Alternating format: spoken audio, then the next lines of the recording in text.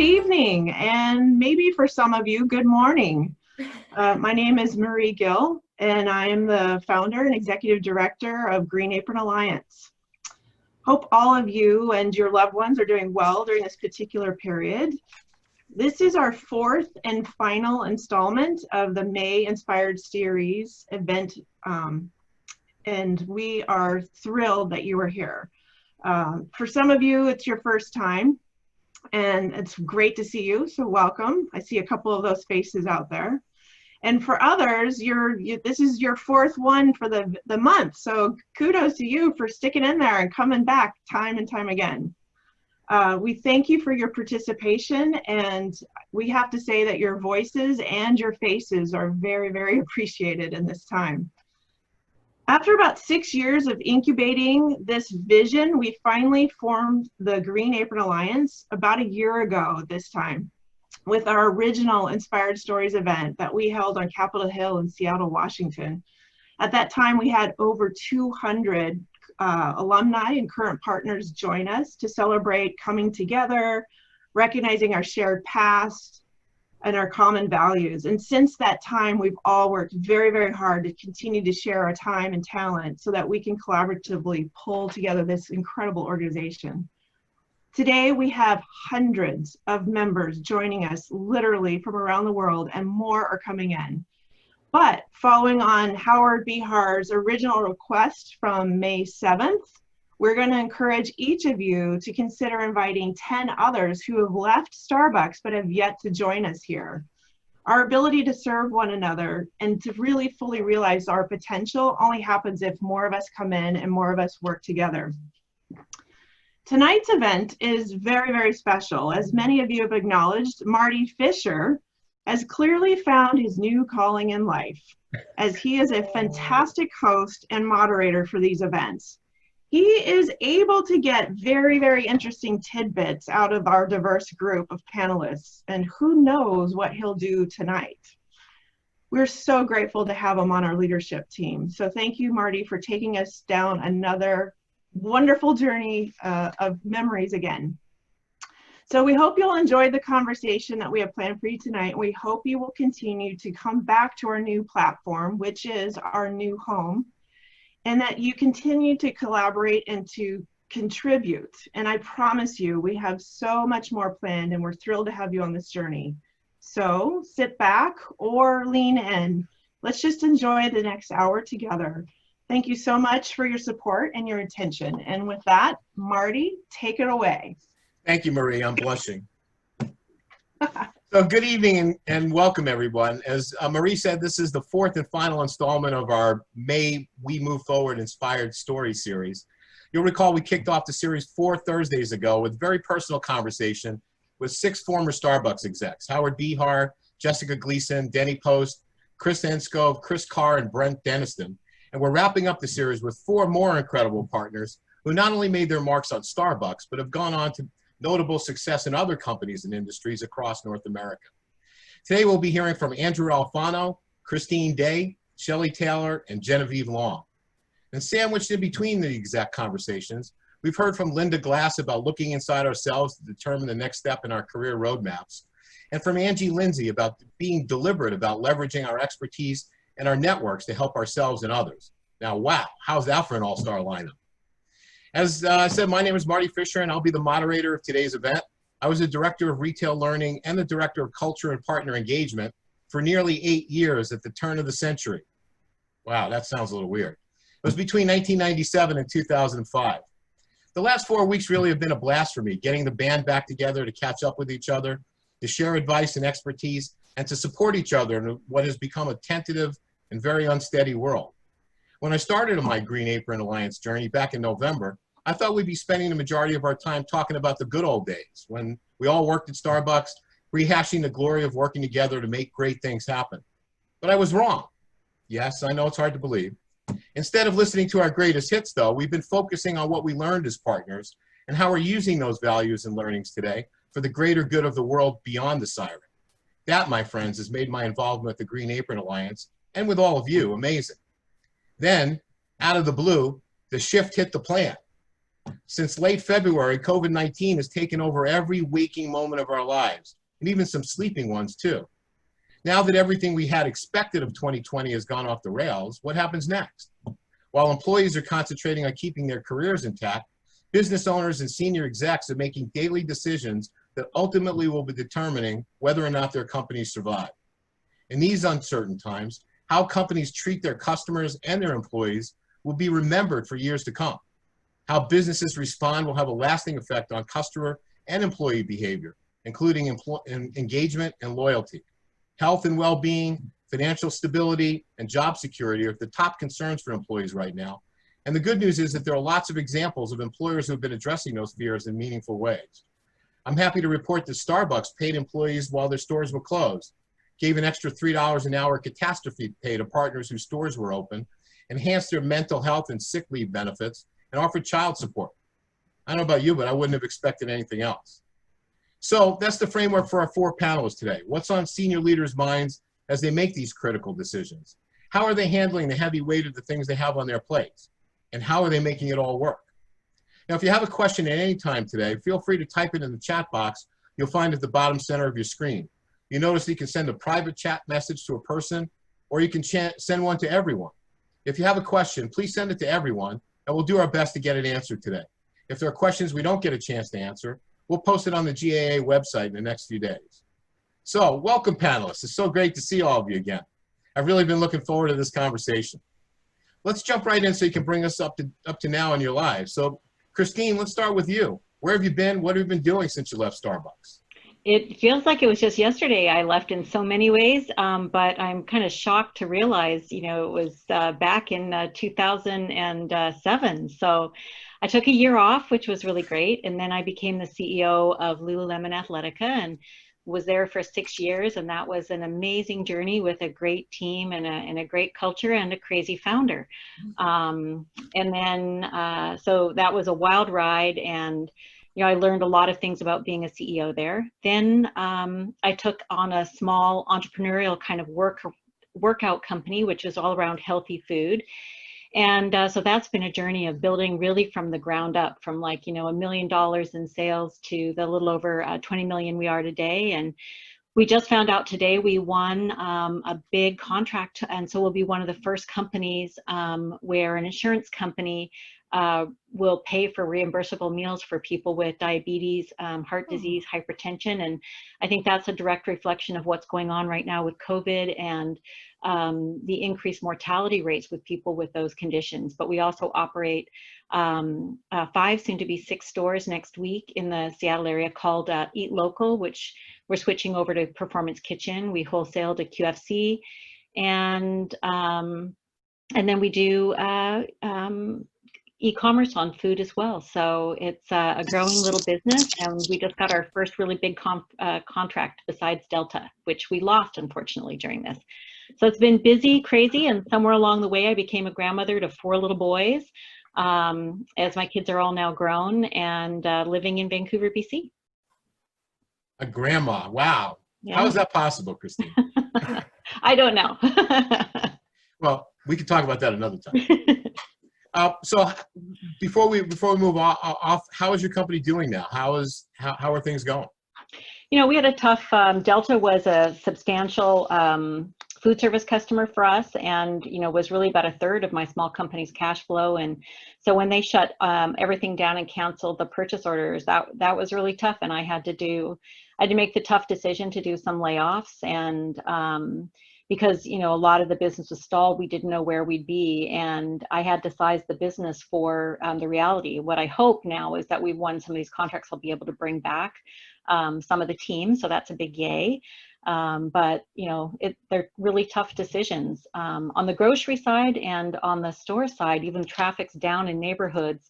You know, the pandemic was actually really good for grocery store sales and for our online sales. And so it's been a mixed bag for us. But the thing that's been more positive for us is people are recognizing that food can be medicine and is really key to your immunity health. So in some ways, the forces are actually coming together to tell our story for us. So there really is a silver lining for us in this.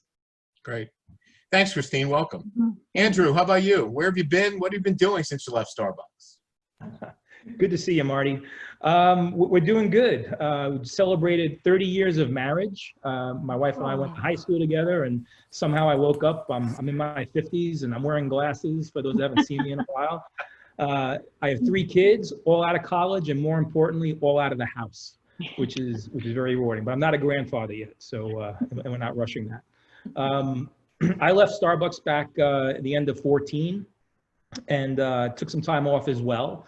And I think like many people that have been at Starbucks for a while, wondering, is there in fact life after Starbucks, and trying to figure it out. And I remember when Howard Behar was talking on the very first webinar episode, it was a tough time. And I was fortunate enough to stumble across a small company. It was a preschool company, of all things, an industry I never thought I would be in. But really, when you harken back to what we were doing at Starbucks through all those years, we were building high-performing teams, we were driving sales and redefining brand, and suddenly it sounded oddly familiar to what we'd all been doing forever. And I took a leap, no different than a leap that I took when I first joined Starbucks back in the 90s. And I joined the preschool company and spent just under 4 years there as president and chief operating officer. Took them through a transaction, so we sold the company. So that was a new experience for me. Everybody was very happy. And after leaving there, I had the opportunity to join a more of a turnaround situation, but very similar size company, but in fitness this time. No different than Shelley had spent some time over at Planet. So I'm with Retro Fitness right now. I am the CEO. It's for everybody, unprecedented times, and there's no playbook for how to get through this. But I do find myself reaching back to my days at Starbucks and all the things that we learned and the crisis that we went through. And it was the best of times, it was the worst of times. You really didn't have a lot of tools back then in the early days. You had to come up with it. It was a little MacGyver-ish, if you will. So company's doing good, but like anybody else, we're waiting for the phase, and which phase do we fall in? And every state is a little different, but we're doing good and we're having a lot of fun. So company's doing well, you're hanging in there? We are. We were doing very well. We made a lot of changes. I joined last summer. We have a new executive team. We put some strategic plays in place. We actually wound up having the best January and first quarter in the history of the company, not just year over year, but in the history of the company.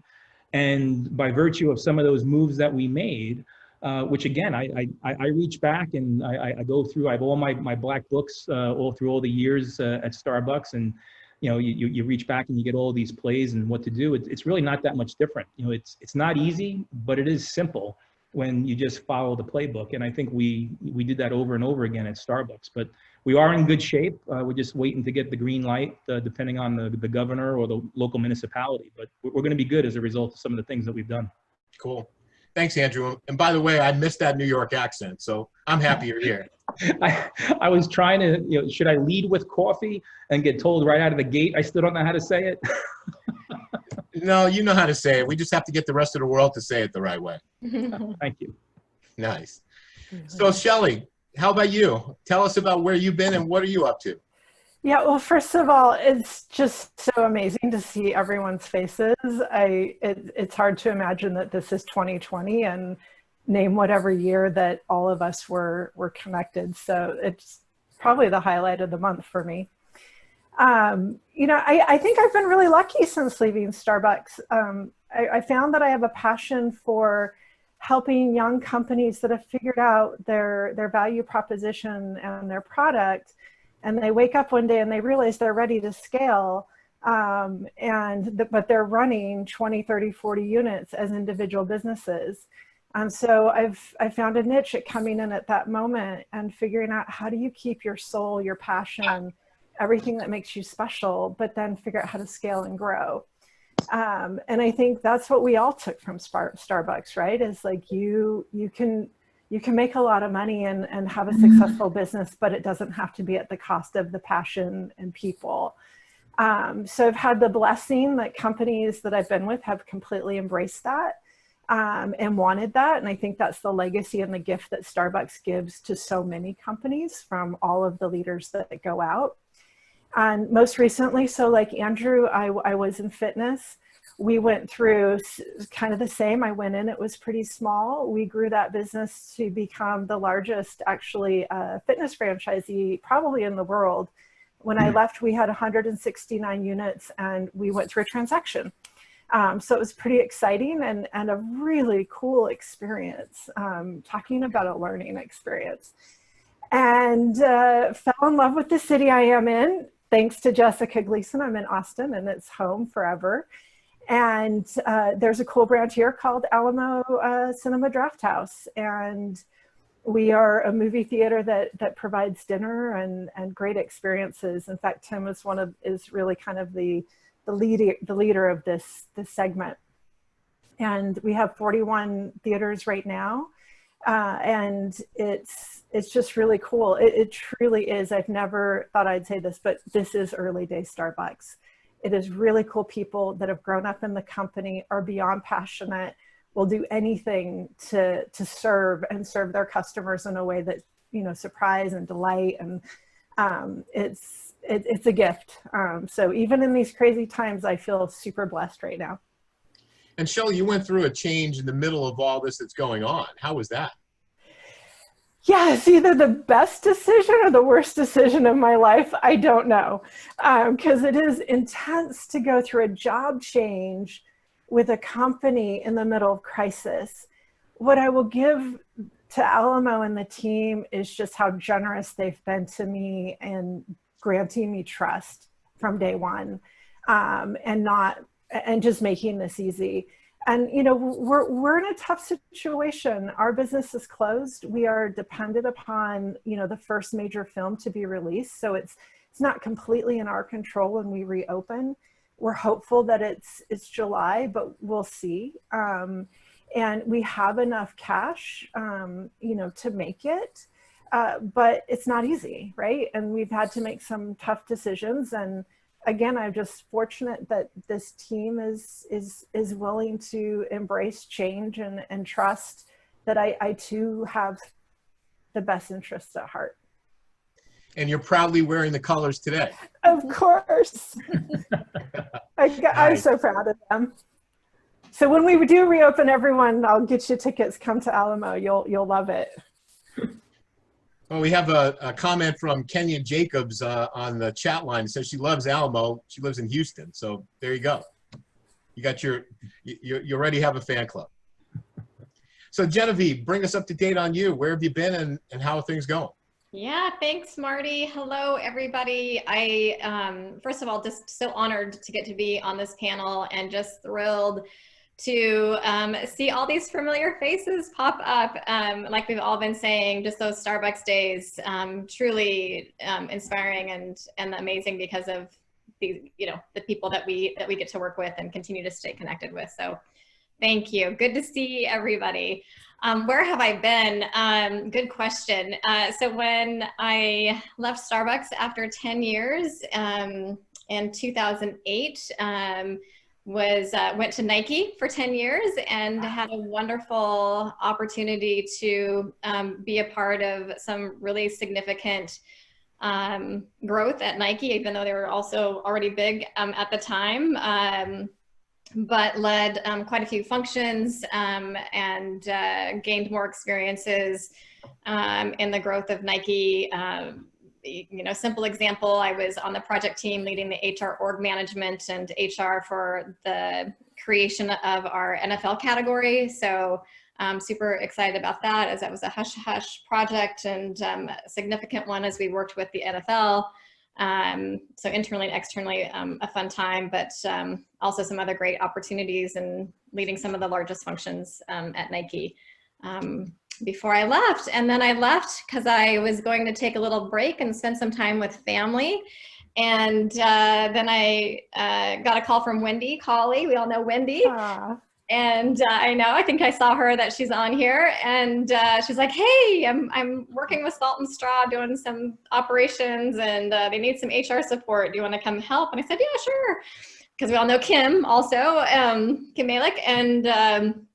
And then if all of you know Kim, also, she's very convincing. And after several weeks of me, helping out. She's like, just come work here. Just come work. And Salt and Straw is this just amazing, amazing brand. And, as with many people, it's not just about the product, but it's about the experience. And so I love what Kim created for her customers, the partnerships that they have and who they do business with, and creation of ice cream, and just the following is inspiring as well. If you watch, we've got Dwayne Johnson and his company backing, and Pharrell, and Russell Wilson, the list goes on. These amazing influencers who've reached out to us, and I think that just emphasizes just what a significant brand it is. But it's because I think of the great people and the experiences that Salt and Straw brings. So, as Christine was talking about, sort of telling its own story, on the health side, but also I think people are like, wait, I need my indulgence also during this time. And so there's definitely still a need for this. Give me something and give me my happy, my bright spot. So amazing, amazing time. We were planning on our best summer ever this summer. We had growth plans. If you're familiar, there's about 19 locations, and we had growth plans to open 5 locations in Florida, which we had to pause on. So we were West Coast strong and excited about our East Coast expansion. And then, things paused. But all in all, I think what's been so wonderful about Kim and her crisis management leadership, and how she's just navigating these dynamic and uncertain waters is, we are still, there's some really great things still going on, and maintaining where we need to be right now with the information that we have. So although we had to close our shops for a period of time, and still many are closed, had some good e-commerce business, and so building our e-commerce. So again, the silver lining, while we are doing delivery and pickup in some of our locations now. So we're working through it, and we'll talk more about it during this session. Yeah, so I'll continue following it up. So Jen, what are you doing to take care of yourselves, your employees, your customers, and your company now?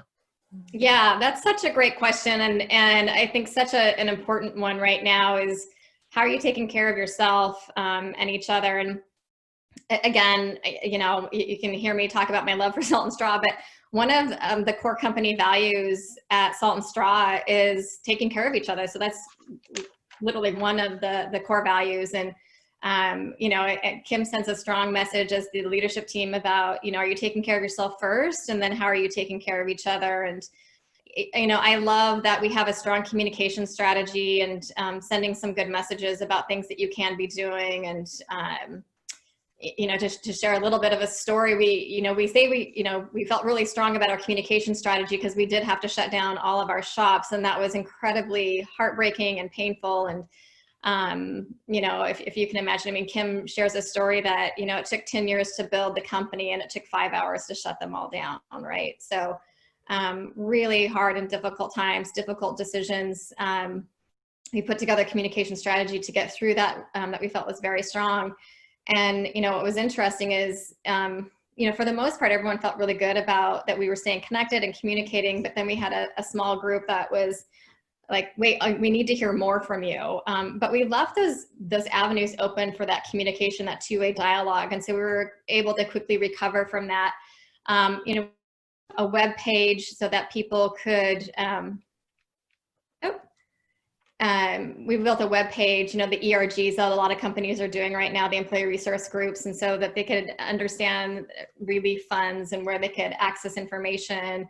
So really proud of just a huge effort to show the continued care for each other, but also so that, and it's not only coming from us, but it was also a network for each of them to connect. A simple example is we had a shop manager who said, hey, I know some people don't have, a washer and dryer. I have one. So if you need one, come on over, or we'll schedule time, so just that sort of connection, I think, just continue to emphasize the spirit of Salt and Straw and how everyone wants to take care of each other in this wonderful community. What about your customers? What are you doing to stay in touch with them? Yeah, that's been a hard one. And because, Salt and Straw is so experience-based, that's why we have the long lines, is people want to experience all those different flavors. And so, obviously shifting that business model to be more e-commerce driven and trying to create those experiences online. We have a great marketing team who's done some amazing work with social media and, you know, just reminding people, if you've read any of the Instagram posts or just gone on the webpage, you know, we continue to talk about, we want to be your bright spot and, you know, during these difficult times, and we're here for you, you know, so it's just continuing to make certain that they know. And we've received just amazing, amazing response from our customers about, you know, we're ready when you're ready, salt and straw, you know, and this is when we shut down and didn't have a whole lot of service at the time. So again, trying to take care of our customers is just via this constant communication and connection to who we are, and what I strongly believe we will be better for coming through this, because we're about thriving through this, not surviving through it. Cool, thank you. Shelley, you're also in the entertainment and the experience business. You're relatively new, but what is happening in your company? How are you taking care of yourself, your employees, customers, and the company overall? Yeah, I'll start with the customers. I think when I took the job, I felt like I received 1,000 emails from Howard Behar saying, don't F it up. The customers of Alamo are just fanatics and are so loyal and love it. And so each one was like, we're so excited, but man, like, we love Tim League in this brand, and, you know, just keep it weird. So the connection we have with them is so deep, and it's constant, and we have so many different vehicles in which we communicate. But one of the things that we did do is, in about a 3-week period, we stood up our video on demand. And so we have a site that is curated for films that match our brand and what our customers want. But what's really cool is that we're providing a platform now for films that have never been shown in the United States before. So there'll be things that you've seen and you know, and then there's going to be some really cool secret gems on there. So that is one way in which we've continued to be engaged. I think the other thing is we've just been darn right honest with everyone. And one, we've allowed ourselves and everyone to grieve. You know, for anyone to say that there isn't loss for every single human being right now is in denial. You know, and so I think it's just taking that time out and making that acceptable, and knowing that it's probably not a 1-second grieve or a moment here or there, but it's probably daily as we continue to hit things that are, you know, just so shocking. So that's been really important. And then just the continual conversation. It's difficult, but we have a town hall with everyone, including our furloughed teammates, every week. So I look them in the face and talk with them. And, you know, and it is hard. You hear some stories that are gut punches and you don't want to hear because you can't solve it. But you can be there and be human and at least hear. So that's really what we've been doing. And then, I don't know, probably answers it. Does it make it easier or harder for you as the new boss to bring some of the changes, but also some of the humanity to the job? I don't know that new or old, right? I think it's, you know, it's just the same thing from the beginning of Starbucks time, right? And what Howard always said with the third place, people are so hungry for community. And they're so hungry for connection, and that has never changed. And that will be the common thread for every country, every society, forever. And so I think that, you know, what Starbucks did that I love and cherish is that Starbucks let us show up and be our best selves and learn how to be authentic and not be afraid to be that.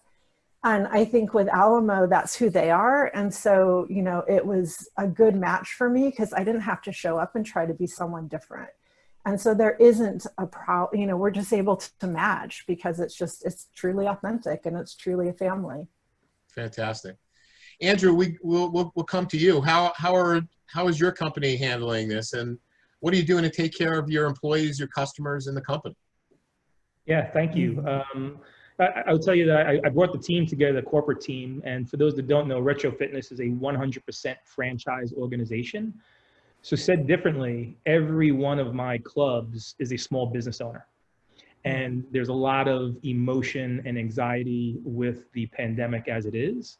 But these are folks who have taken out loans, taken out second mortgages, truly, even though they have a brand behind them, they really are the epicenter of their communities. So this hit the news in January, and certainly more personally, for the Seattle market, that's really where we heard about it first. But I would say as a business leader, we really heard or felt the winds of change in February. And we immediately put together a Corona task force. As states and municipalities started moving from we highly recommend you close your gym to we're going to mandate, crisis management 101, communicate early and communicate often. So I did some video internal PSA messages directly to my franchisees that we were going to get through this together. Despite I was fairly new. It was a 15-year-old organization. I'm in there less than a year. I let them know right out of the gate, if you were put into a mandated closed situation, here is how we were going to get through this together. So I wanted to let them know that there was going to be a lot of support. And what we did, not only was the pandemic, or is the pandemic unprecedented, we told our franchisees that we were going to not just defer, but I was going to waive every fee and all royalties. Now, in most companies, royalties are connected to revenue, but in our company, based on the leases or based on the agreements, they actually have a minimum that they have to pay regardless of revenue. So I waived everything. And truthfully, I wouldn't have been able to do that had we not done the things in the fall, going in, getting ready for January. So that helped us do these things. So one, we hold regular weekly communications. Matter of fact, this coming Monday, Tuesday, we're having smaller town halls by area manager so we can really connect on a much more personal level. Also did the same thing for our members, in that we told them very early in the situation, we're going to do a no stress, no call freeze. So anybody that has a gym membership, you're probably wondering, well, geez, what's going on with my membership? There were some companies that chose to continue to charge for a service that they couldn't provide. Some were doing a hybrid with choices. And we just said, you know what? Worry about your family, worry about your job. We're just going to freeze you. And when you're ready, you come back to us. And I was actually talking with Jim McDermott, who I see is in the participants. So, hey, Jim, how you doing? And we were sharing catch up time. And I said this to him. I said, it's kind of simple. We just erred on the side of people. And if in fact you are regularly exercising that muscle, it really made those what would be tough business decisions really easy. And I will tell you, for a company our size and for a company of where it was on its journey, one could argue, and there was a member of my board that did argue, said, we can't afford to do that. And I was really in a position of we can't afford not to do that. And, right now, I will tell you, because we only have 5 of our 140 clubs open, there's still a lot of emotion and anxiety. And I was doing an interview the other day, and I said, it's really ironic, but not, that May is also Mental Health Awareness Month. And it's also been that since 1949. And if you can imagine that, we haven't made nearly the strides that we need to in that. And if everybody only leveraged the air on the side of people first, how much further along we could possibly be. So I think we're doing the right things. We are going to put out a survey to our franchisees and our members when this is over, because obviously there's always more we could have done. But I think, just being thoughtful and sensitive and respecting the situation, in front of us, and knowing that we don't know, really helped us, ask good questions and hopefully get to a better place. So. Cool. Thank you. That's impressive. Christine, how about you? Many great leadership stories, guys. Congrats. We run several different channels of business. So, we had to think about what was happening in each channel. And so the first step was really customer and employee safety in our stores, which are labeled essential services as grocery stores. So making sure that we got all the safety protocols there, and as well as in our manufacturing facility, we actually hired up there so that we had extra people in case anybody called in sick, built up inventory, so there were a lot of kind of just tactical things that we did. We ordered in extra, inventory, which all of course burns cash at a time when cash was also not coming in as much because we had the Delta. And then I had to go through the really tough decisions, at a staffing level. in a small business, you know, where did we think we would have to be? How long did the cash have to last before we turned back on? And I had to make some tough decisions to cut the marketing department and some of the sales groups because we couldn't sell to anybody right now, to furlough some of that staff, and to really go through who are our essential customers that we need to serve. At the time, even our grocery store partners were going through tremendous upheaval, and a large part of our business is also dealing with senior care centers, which of course were in a major, you know, just crisis with everything that's going on. One of our big partners in Washington State is HCR Manicare, and you know, they just had their 1,000th patient come back from the hospital, basically successfully treated, but they lost like 5 employees. And so we just bought all of their employees lunch. So we also tried to take care of our customers and do great things. We've donated over 8,000 meals to food banks and the charities and organizations that we work with. And then we also tried to take care of our communities. So we opened up because we could stay open, and many of the small businesses around us in Capitol Hill and Queen Anne and other neighborhoods had to close their doors. We took their inventory and sold it through our stores and online, trying to help out a lot of small businesses. And Amazon came to us and asked if we would help produce meals for restaurants. So we have an initiative that's coming out in a few weeks where we're helping out 5 local Seattle restaurants, for instance, and Amazon Go's given us the shelf space. And so they'll get the proceeds from that, and they'll make some of the ingredients. And so so we'll be able to help some of the restaurants recoup and stay alive and keep their chefs going. So, you know, we really looked at all those. We also had to then close down our office and quickly shift to working at home, which is the team's done great. And of course, we do all the weekly staff meetings, but we also do Zoom yoga at noon on Mondays, Wednesdays, and Fridays, and as a team together. And we do small weight lifting on Tuesdays and Thursdays. So everybody hits the mat and make sure that we're all staying healthy. We've all done home tours. We're trying to make being at home normal. So we've all done home tours and where our office is. We've all posted about our pets, and so really tried to both adapt and normalize the working conditions that we have. And then we've really tried to give everybody in the office their choice about when they come to work.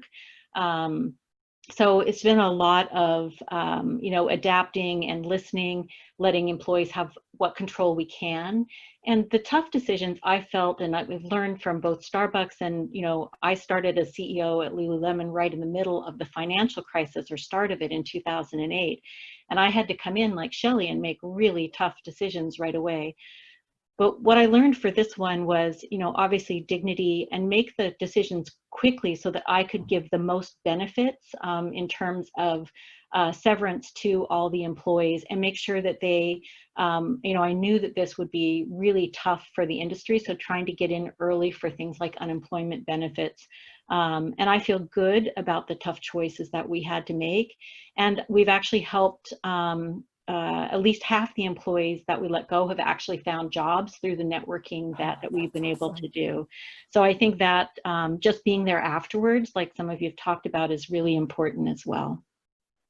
So each of you has talked about changes that you've made already in your company that have been forced by what's going on in the world. But what steps can you take today to position your organization for the future to profitably and safely serve your customers and your employees? So, Christine, since you're still up on the screen, what steps are you taking? Well, one of the silver linings for us, as I've already talked about, is this coalition that's coming together of food is medicine, and it really highlighted with the insurance companies the need to work with companies like ours who are providing more than just a meal, that we're actually providing medically tailored meals, because we've worked with doctors and leading nutritionists and design meals for for keto and low FODMAP, which is for irritable bowel syndrome, the Mediterranean diet, which teaches abroad, but we also have like renal diet plans. And so having food be part of the treatment really got another look at all of this. And we also do meals upon discharge from rehab centers, and so many people are being discharged from the hospital. So this really accelerated some of the ores we had in the water, so to speak. On the grocery side, where we're doing stores and stores, it kind of, everything got pushed back because the grocery stores are under such chaos and stress and couldn't do renovations. But they also see the huge need for food as medicine. And if you're in a QFC, you'll see our whole new display with Russell Wilson. That's Performance Kitchen. We've got anywhere from 1 to 3 doors. And it's labeled food as medicine. So they really jumped on this as an opportunity. And then in our stores, the stores started calling the customers and emailing them from our base and offering, to get the orders ready for them. And so they really learned to start driving their business. And then we do a touchless pickup and delivery to your trunk. And then our e-commerce business is up like 200%. So, definitely people looking for healthy alternatives. We get the people that come in, Genevieve, after they've eaten all the ice cream saying, I overindulged in ice cream and lasagna, and can you help me get back on track? So we definitely see both sides. Yeah. Yeah. You've got the food pipeline. That's very good. Yeah. That's really good. So Andrew, same question for you. What steps can you take today to serve the future? Yeah, it's a good question. We've been making the shift from just the brick and mortar fitness, come to the gym, to more of a health and wellness platform, investing in technology and consumer engagement prior. This is really what I would say, moved it along. And fitness, the pandemic is very interesting. We learned a lot about health. One of the things that you hear, be it, after social distancing and wash your hands, is if you're healthy, you'll probably get through the corona. More often than not, people that are having a pre-existing condition, and don't get me wrong, there are people that are dealt a bad hand, but too many times it's through lack of focus on health and wellness. So in many cases, we think fitness is not only not going away, it may in fact be more relevant than ever, because coming out of this, one could argue, if not now, when? But in health and wellness, similar to what Christine just talked about, food as medicine, we want to be more than just brick and mortar. So we're focusing on consumer engagement. We're focusing on the fitness occasion. And it almost, again, takes me back to Starbucks with the coffee occasion, when store managers would be like, well, you're selling coffee at home and the Via and the pods and everything else. But really, that's just another coffee occasion at home in addition to what you're doing at the store. So we see fitness occasions are in the form of taking the stairs versus the elevator. We see fitness occasions in the form of nutrition. We see fitness occasions in the form of mental health. So we want to be part of all of the fitness occasions, not just the traditional gym that most clubs are typically known for. So we're on that journey. We have a lot of strides, but we've made a lot of investments strategically in that. So Shelley, you talked a little bit about the video on demand, but what else are you thinking about to take advantage of positioning your organization for the future? Yeah, there's a couple of things. I think the first thing is, coming into the company, one of my mandates was to right-size G&A and look at some of those,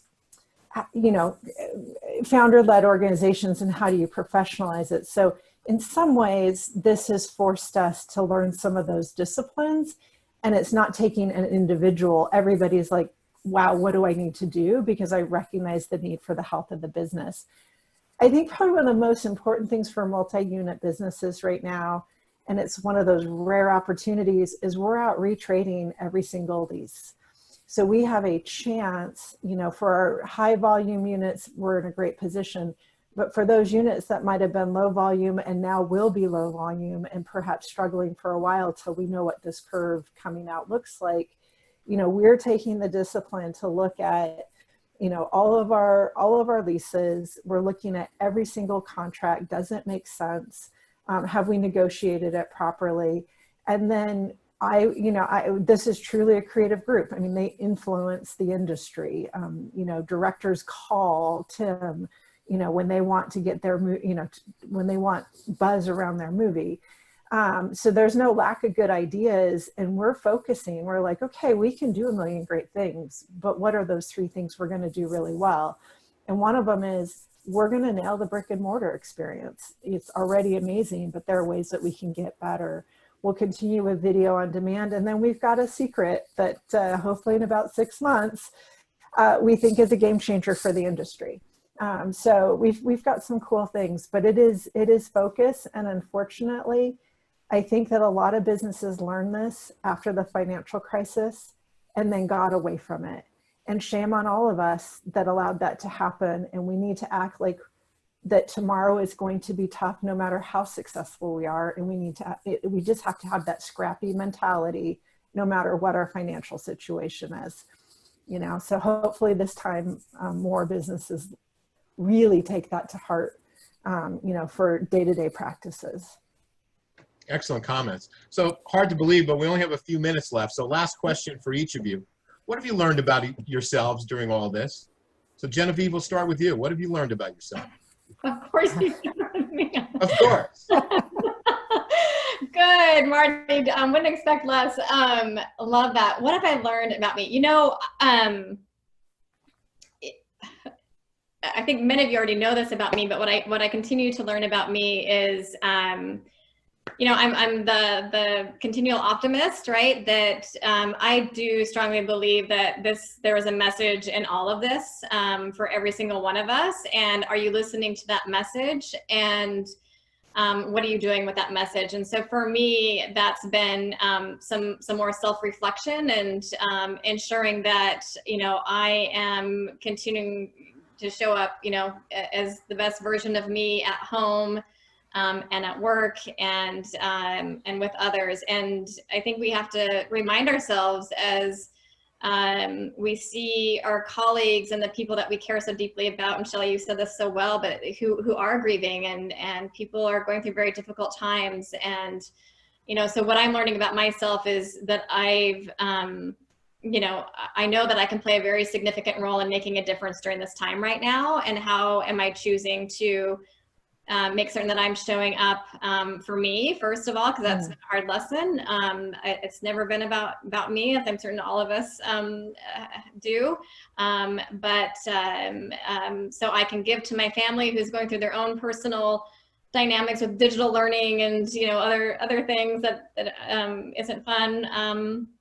Being away from friends to, just our team members who are struggling in different ways. And so that's what I'm learning. Like we just have to, I know that I have a strength in me that can continue to show up and help people know that they're cared about and that we're going to get through it. And there's better days for this. And are you listening to that message for you right now? That's fantastic. Yeah. Christine, how about you? What have you learned about yourself? I think it's something about when there's crises.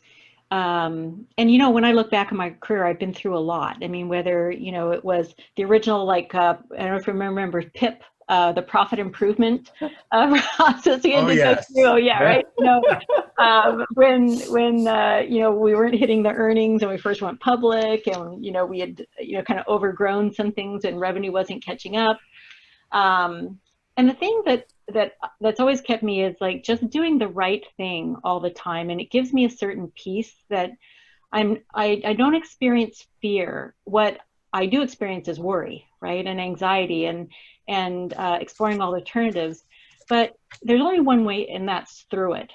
And even if I fail or the company fails, I want to know that I've done everything I can. So I'm shameless. That's the other thing I really learned about myself is I will go down throwing the last bucket on Rome, and that I will always get up and swing again. And that encouraging my people to do the same thing, to leave no stone unturned, and to be tireless in our effort to move forward to the long vision, but keeping the moral compass while we do it. And that gives you great peace. So I know that even if I fail or the company fails right now, I will have left the rubble of food as medicine for somebody to grow something new and bigger on, because I've laid a path down. And so I think it's just that certainty of being able to sleep at night that you've always done the right thing. And I think that is a gift that we always had at Starbucks. And even when we made wrong turns at Starbucks, the courage to admit it and get back on the right, to wear your own hair shirt, are just things that I think were bred into us in our DNA and the way that we learned at Starbucks. And that gift keeps on giving my whole career. And I just want to say I'm grateful for it. And you're known for it as well. So that's fantastic. Oh, Shelley, how about you? What have you learned? It's funny. It feels like for the whole world sped up to close businesses down. And I think it was easy to speed up. And what I've learned over the last few weeks is that you can really slow the conversation down. And in doing so, it gives that space for everyone to regroup emotionally as well as intellectually, so that then you can speed up. And I'd say that's probably a lesson I hadn't fully internalized in my career, even though I knew it. And I think now finally I have confidence in it and trust it. Andrew, last but certainly not least, what have you learned about yourself? That might be another whole show. I probably should have been CEO 30 years ago when I knew everything. That's what I really learned. I think situations don't make the person. I think the situations reveal the person, and the burden of responsibility that I feel as I've always felt, and I think if you're a leader, you always feel it. But the buck truly stops at the CEO's desk, and I think servant leadership has probably never been more important. Obviously, that goes back to for all of us our Starbucks days, and I remember when it was being introduced. And I think if you truly are a servant leader, after it was introduced, it was more an epiphany of, oh, that's what you call it, as opposed to something that you learned, because it either embodies you or it doesn't. It's really not a learned skill. But I think now more than ever, we need to be servant leaders, and within that being present. I'll just share just one last story, in that we had our first club reopening in Cedar City, Utah. And it was a Saturday evening, and I got a call from the franchisee, who again is a small business owner. I know his wife, I know his family. They came to convention. And he, at first I didn't know he was pretending, but he pretended that it was an accidental dial. And he quickly, retracted it and said, I just need to talk to you because I don't have anybody else to talk to. And it's really personal. And I think, this is very personal for everybody. And I think, with the burden of responsibility that I felt, I'll end with, I thank you, Marty, because while I was really honored, I really learned after this hour, I needed this. So thank you. Yes. You're very welcome. And I got to thank each of the four of you and everybody that's in the audience today for joining us. This has been fantastic. I think we all need it. We need that connection. That was the thing that I loved so much about being a Starbucks partner, is that I felt connected. I felt being a part of something bigger than me that helped define what I wanted to do. And it's changed our lives. I mean, each of us, the stories that each of the four of you told today are very personal. And it comes from, not from something that somebody told you, but it comes from something that's built into your DNA. And so I'm so proud to be your partner still today, and your friend. And I look forward to way more of these conversations. I needed it. I'm glad you needed it. And we look forward to doing it a lot more. So thanks everybody for joining us today. I wish you all well. I hope you and your families continue to do well. And I'm going to pass it back to Marie Gill to wrap us up. Marie, take us home. All right. Well, I'm trying not to get all weepy because I'm all emotional, but that was really an incredible hour. So thank you. And I took so many notes, and thank goodness we recorded this thing, so we'll be editing it and posting it again. I love the idea of erring on the side of people. That was pretty amazing. And who knew we're grandparents now? This is crazy. Where'd time go?